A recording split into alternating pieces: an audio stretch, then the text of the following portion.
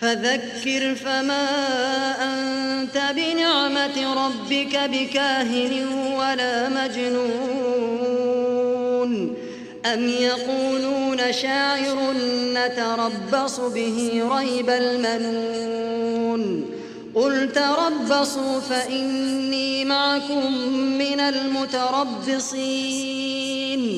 أم تأمرهم أحلامهم بهذا أم هم قوم طاغون أم يقولون تقوله بل لا يؤمنون فليأتوا بحديث مثله إن كانوا صادقين أم خلقوا من غير شيء أم هم الخالقون أم خلقوا السماوات والأرض بل لا يوقنون أم عندهم خزائن ربك أم هم المسيطرون أم لهم سلم يستمعون فيه فليأت مستمعهم بسلطان مبين أم له البنات ولكم البنون أم تسألهم أجرا فهم من مغرم مثقلون أم عندهم الغيب فهم يكتبون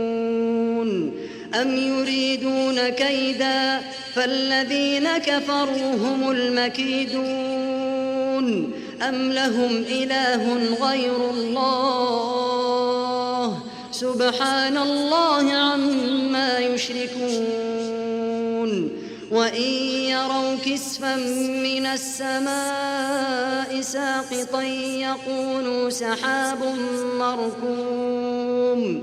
فذرهم حتى يلاقوا يومهم الذي فيه يصعقون يوم لا يغني عنهم كيدهم شيئا ولا هم ينصرون وإن للذين ظلموا عذابا دون ذلك ولكن أكثرهم لا يعلمون واصبر لحكم ربك فإنك بأعيننا وسبح بحمد ربك حين تقوم ومن الليل فسبحه وإدبار النجوم